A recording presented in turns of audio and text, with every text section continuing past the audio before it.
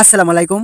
আজকে আমরা আমাদের জমিতে আরকি ধান বুনে দেবো। আমরা প্রতি বছর যে ইরি ধান করি বাজার থেকে জ্বালা কিনে এনে তারপর আরকি ধানগুলো আমরা লাগাই, জ্বালা লাগাই। এই বছর আর আমরা হাট থেকে কোনো জ্বালা কিনে আনবো না।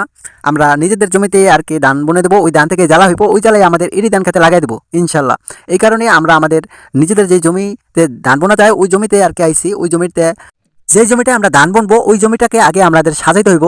ওই জমিটার অনেক জায়গায় উঁচু নিচু আছে, অনেক জায়গায় পানি জমে আছে। ওইটাকে আমরা কেলাগাছ দিয়ে মই দিয়ে আর কি সমান করে তারপর কোনো জায়গায় যাতে পানি না জমে থাকে সেইভাবে আর কি করতেছি, যাতে জমিটা পুরো সমান হয়। তারপর আমরা এই জায়গায় ধানগুলা বুনে দেবো ইনশাল্লাহ। আর এই ধানগুলা বড় হইলে আমরা এই জায়গা থেকে ধান উঠাইয়া জ্বালা উঠাইয়া তারপর আমরা ইরি ধান খেতে লাগাইতে পারবো। এই কারণে আমরা এই জমিটাকে সাজাইতেছি, সাজানোর পর আমরা ধান বুনে দেবো।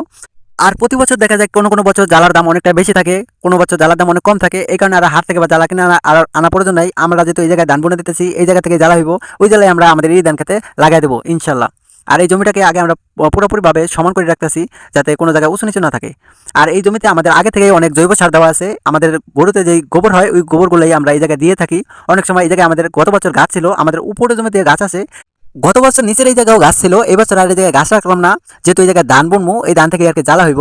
আর প্রতি বছর দেখা যায় অনেক সময় জ্বালার দাম অনেক বেশি থাকে, এই কারণে আমরা হাট থেকে কিন্তু একটু হিমশিম খাই যাই। যেই ধানগুলো আমরা এই জায়গায় বুনবো ওই ধানগুলো আমরা বাজার থেকে বীজ ধান হিসাবে কিনে আনছি, বাজার থেকে হাট থেকে আর কি। আর ওই ধানগুলো আনার পর আমরা এই ধানের একদিন ভিজায় রেখা তারপর 7 দিন পর্যন্ত জাগে রাখছি।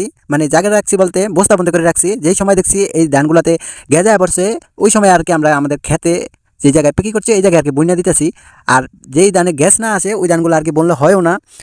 দেখা যায় যে অনেক ধানে আর কি মিস যায়। আগে থেকে আমরা জাগে হালায় তারপর গেজাইছে, তারপর আমরা এই জায়গায় বনে দিতেছি।